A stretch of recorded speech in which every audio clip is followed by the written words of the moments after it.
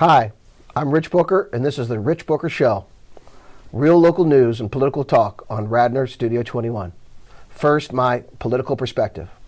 The Green Dream 100% Clean program is merely the latest socialist attempt at massive government intervention and direction of our lives. In short, it is the environmental shakedown. This is justified by the new religion of climate change.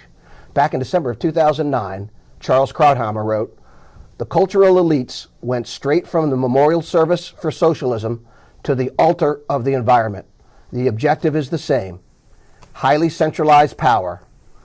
The alleged justification is not abolishing oppression and inequality, but saving the planet. Abolishing oppression and inequality through socialism proved to be unpopular over the last few decades, and the Democrats have now retreated from that meme. Now it's all about abolishing oppression and inequality through the new climate change religion." On Monday night, the Radnor Board of Commissioners will vote on a local version of this theme. The materials our local group has provided for next week make the socialist goal clear. They write that the program requires that government be equitable and just and make a commitment to equity, affordability, and access for all members of the community to green energy. This simply means socialist redistribution of wealth.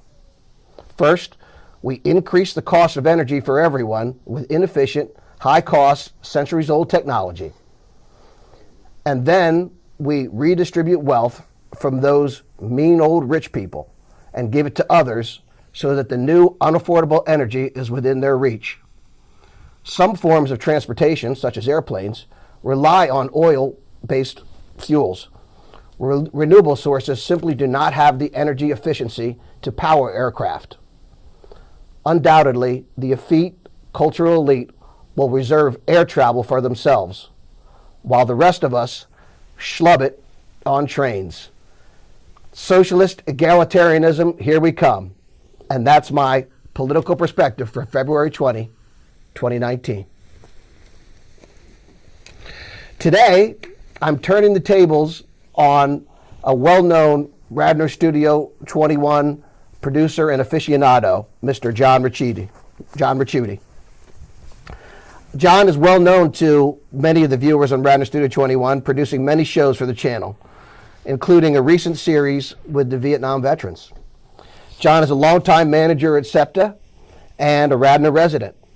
So, welcome, John. Thanks for joining me on the show. Thank you for having me. And I'm glad to turn the tables on you and interview you for the first time. Is this like a deposition? It's not like a deposition. It's going to be much less pressure than that. But John, so talk to me about your experience with Radnor Studio 21 and why it is that you believe that public television is important. Well, Radnor Studio 21, first of all, is the love of my life.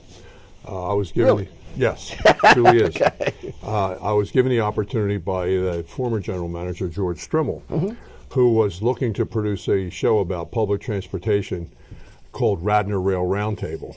Right. And when I was approached by the librarian, head librarian at Radnor Library, she said, "Go see George. He wants to do a show about public transportation." I said to myself, "I want to talk about this."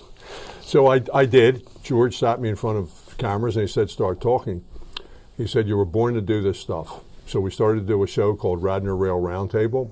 We discussed public transportation, buses, trains, and trolleys, and that led to doing other things.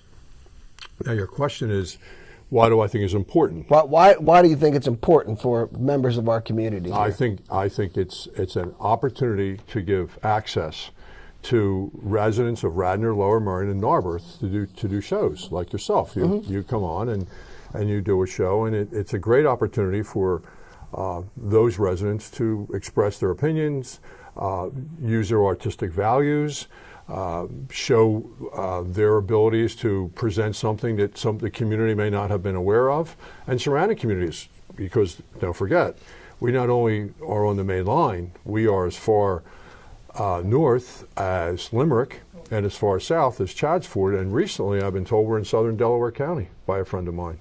So we have a large viewership of people that see us. And that's always on cable.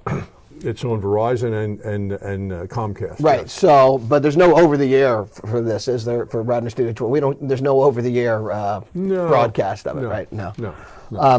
So Radnor Studio 21 is Radnor channel that actually covers a lot more than Radnor, is what you're saying. Yes. Yes. And so, it's a little bit different in that when we grew up, we really had television. We had just over-the-air television, and now we got cable, and now we have so much social media. Really, the Radnor Studio 21 is people who tune into the channel, and it's kind of the traditional style of social media where you're watching a show that's on a given time, rather than, because a lot of people have express themselves on Facebook or on YouTube, and we go on YouTube, but we still have a channel and we still have a program set up. I've always said that Radnor Studio 21, if we had Downton Abbey, we'd be as good as WHYY. We just need a series. We are probably, as I often refer to us, the jewel of the crown of the main line. I mean, this is a fabulous venue for anyone to come in, any resident, to do really good programming and work out. Like yourself, you work very hard at it. Like myself, I work very hard at doing this, and to put our information out and across social media, Instagram, Twitter, YouTube, and on our channel. I think it's great. It's absolutely great. Right. So you're also on the board for Radnor Studio 21. How did you become a board member? Well, as a producer, you're a producer and board member. Well, once I started producing shows, the general manager at the time, George Strimmel, asked me to would I like to be a board member, and I said sure, and I became a board member. And as a producer now, producers aren't paid. So I'm not a paid producer. This is strictly volunteer. So, but it doesn't matter. As I said to you earlier, it's the love of my life, and I love doing this. SEPTA pays the bills, right? Which is my former and current employee, right? But doing programming, developing content, developing documentaries. It's a dream come true. And you should know about in college. I went to Temple downtown and from the area, and went to Temple, and I was known as Rich P.T. Booker for public transportation. I took public transportation everywhere, and went in all of Philadelphia main line, and used all of the service, and still do from time to time. And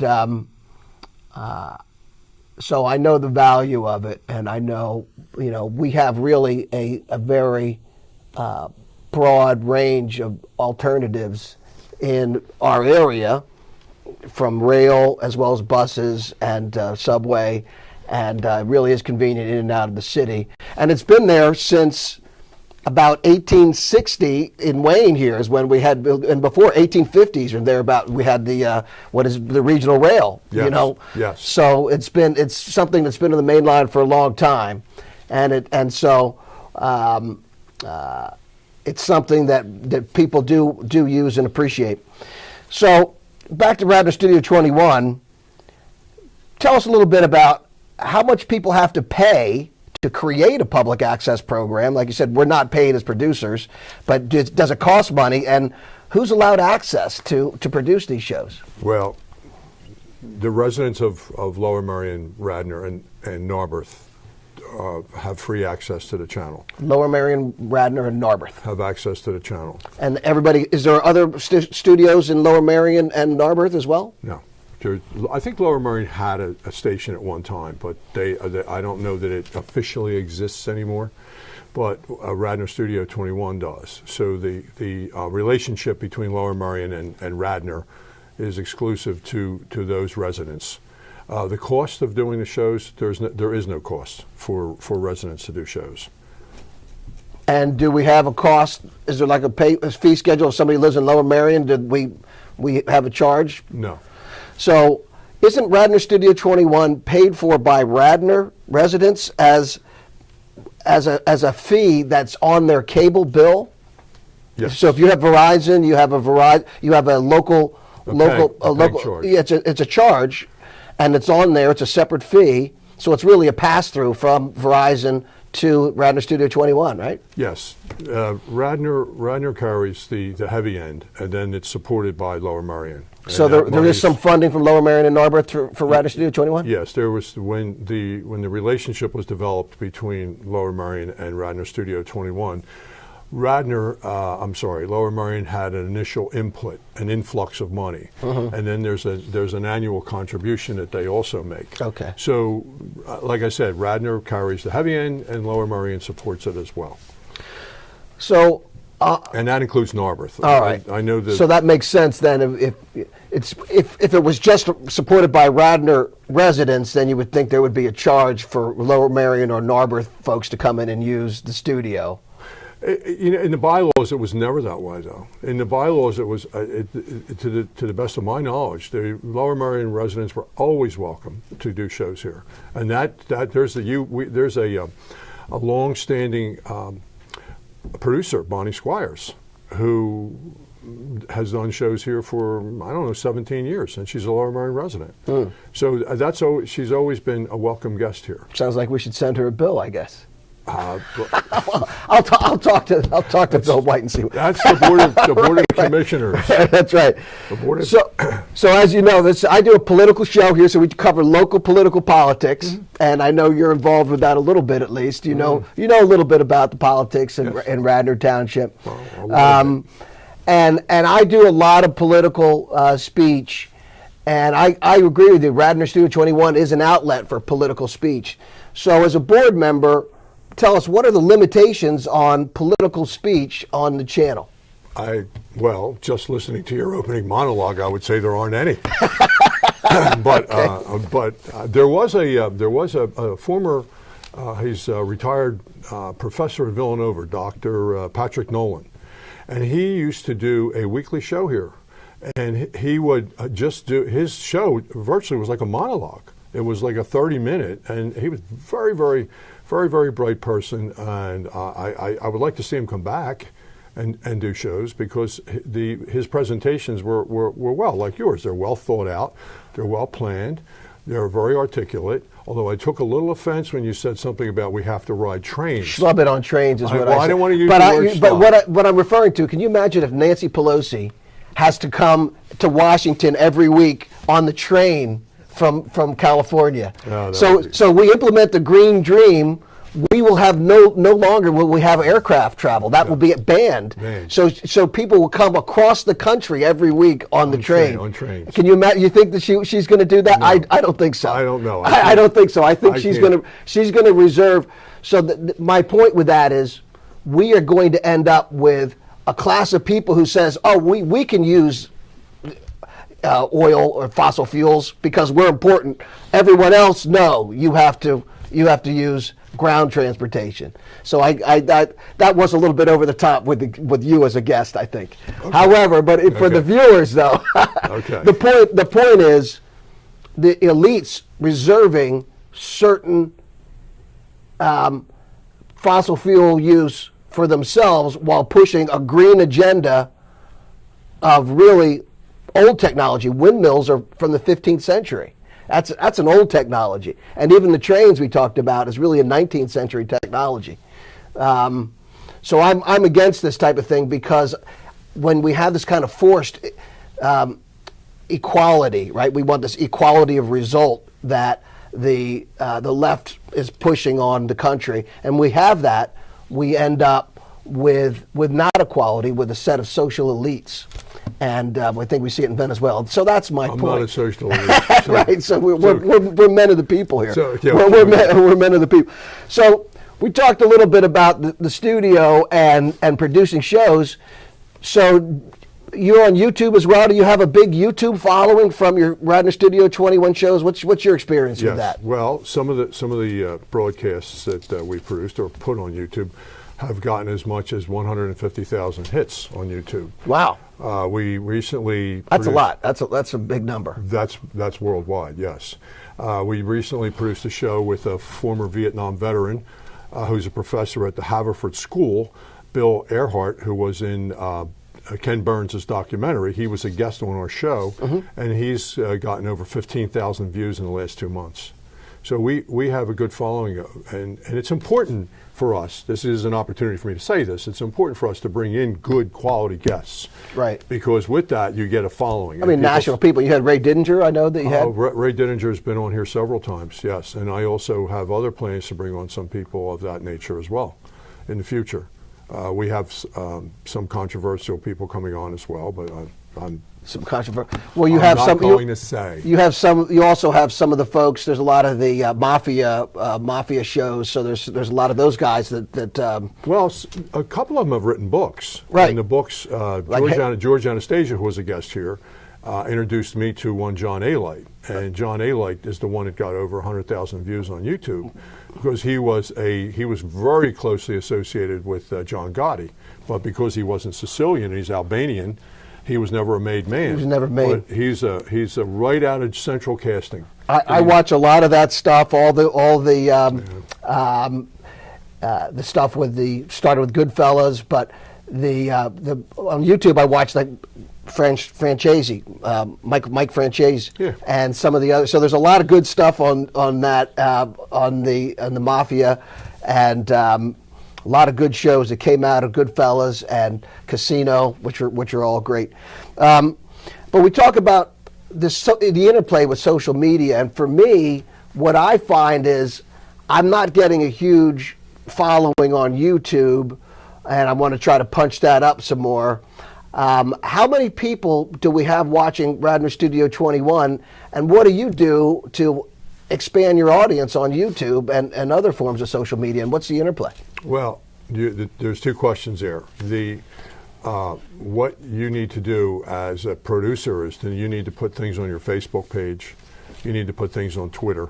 You start out with just a single shots, like a shot of you and I that maybe production director. Do you use like some motion? Do you use a meme or a GIF with that? No, just you know what I mean. So there's like. Well, I know, but no. No. We get Jill takes pictures, and then we put those up, right? And with that, we that's part of your development. That helps with that. Yeah, put that on Twitter, put that Instagram, right away, and with so and so today, and that helps build a following. And your other question was about Radnor Studio 21 with regards to what? With how many people are watching this Radnor Studio 21? That's a very, very interesting question.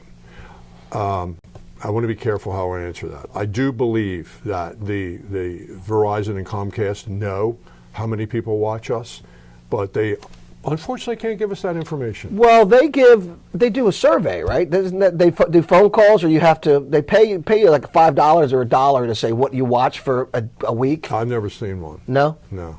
And I do believe that they know that we have a very, very strong viewing audience, because this is just my personal opinion. If we didn't have a very strong viewing audience, they would tell us about it. They would tell us that we have no value in the community.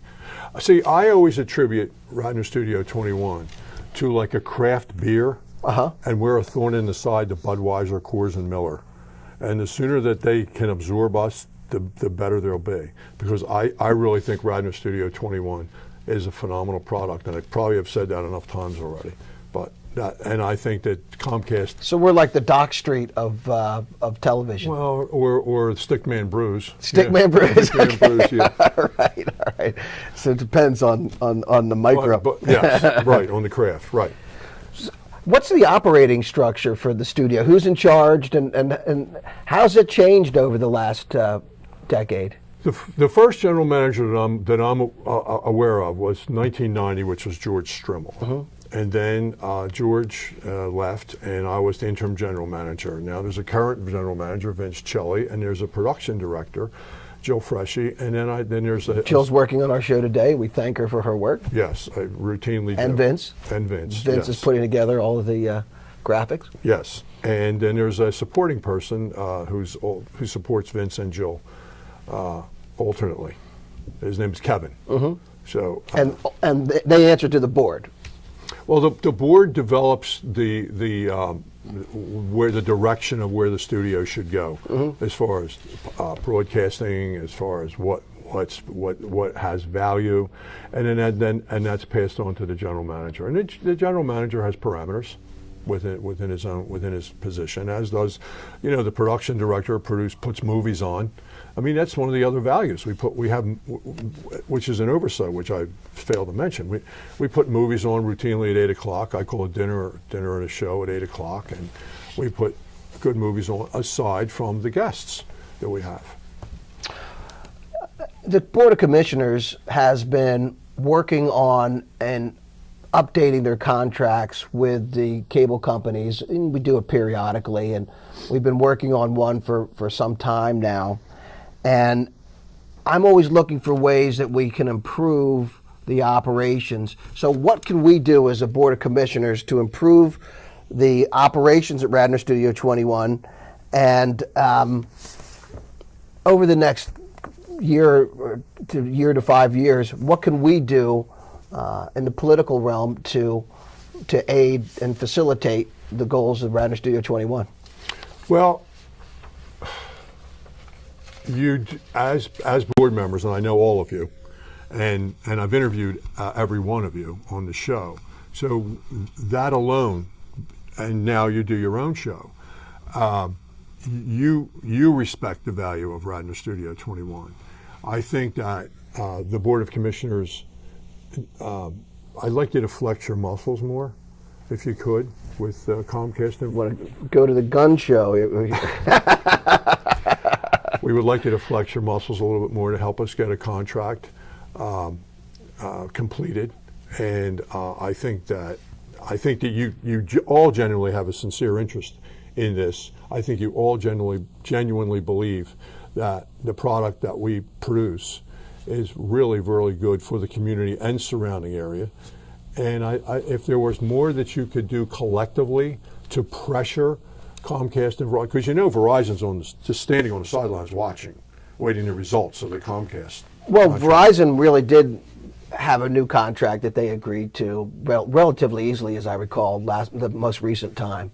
But you're right. I know they're watching. And what Comcast has said, and tell me if you think this is true, is that their cable viewers are actually declining because more people are streaming content. That's absolutely true. The millennials are watching less and less. They're into podcasts. We had a young entrepreneur here the other day, and that's where their mindset is. There's a mainline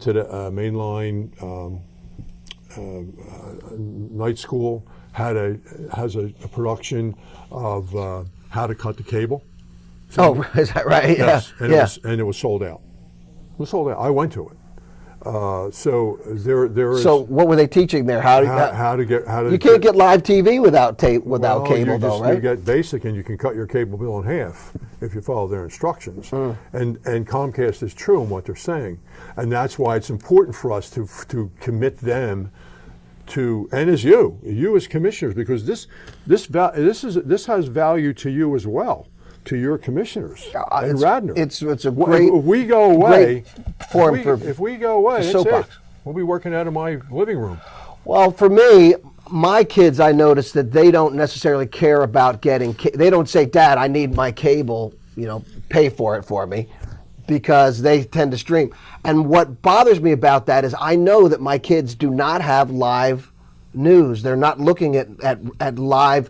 And I watch I watch CNBC every day and Fox Business. So I have the business news on all day, every day. And I also have all the other news that I see throughout the day as well. And I have that on a real-time basis. And I know the kids don't have that. And even Radnor Studio 21, the content I produce and that we produce is current for that. It's not when you're going to watch the Office repeats, which they'll binge watch The Office from 2007 forward. So that's what bothers me, is that we're losing that. Yeah, you are, and you're going to continue to lose it. And that's why it's important for us to have a a contract for at least 5 years, at least going forward. Typically what we talk about is needs more funding, right? But you didn't say, you said flex your muscle. Does that mean more funding for Radar Studio 21 from the money that the township provides really doesn't come from taxes. It comes from that fee. Yeah. So I don't think that there's a big number or any number that comes from the taxpayers out of their property taxes for Radar Studio 21. No, there is a number, but I think it's public record. So here's one thing that maybe we should look at is if someone does not have cable, they should pay a fee to produce a show on Radar Studio 21. What do you think about that? Well, we have to have enough of a viewership where they would want to watch us, and I do think that there is enough of a viewership. Yeah, I think that's a possibility. Probably not that many people that, if you don't have cable, you probably wouldn't know about it.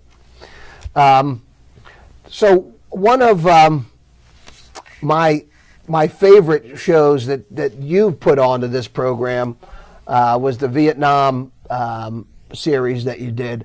You mentioned the Ken Burns series, and I was very much interested in that Ken Burns series. It's like 20 plus hours. I've watched that 3 times, I think. And for those of us who grew up in the 70s, it was, when I was a kid, it was a big deal. And it gives me so much insight, that documentary. And I was interested in yours, which is kind of a similar theme. Tell us about how you put that project together and what kind of response you've gotten from that. Well, the project took over 2 years to make.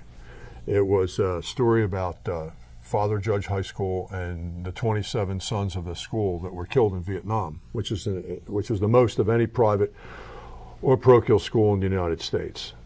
I know there was people talk about Edison High School and they talk about Cardinal Doherty, but that's not what the story's about. The story's about Father Judge High School. And we interviewed family members. We interviewed a mother, some of the priests that taught them in school.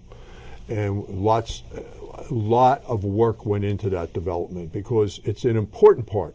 It's a very, very sad era in the history of our country. When did you graduate high school? In the late 60s. So you were right in the midst of that. Yes. And I was on a ship in Vietnam, so I got to avoid all the other stuff. But you're a Vietnam era veteran. Yes, yeah. I was not a combat veteran, no, and but I'm proud of that generation because we were caught up in all that. Right. So it was a very powerful series, and we'll soon be showing it on the station. Well, the pieces that you got to see are people that were part of that documentary. One of whom, as I mentioned earlier, Bill Earhart. Well, I thank you for that. We'll be looking forward to that, and really appreciate you coming on the show and joining me today. And that's all we have time for today. Thanks for joining me. Once again, I'm Rich Booker, and this is The Rich Booker Show, real local news and political talk on Radar Studio 21. Thanks for joining. Thank you. Well done.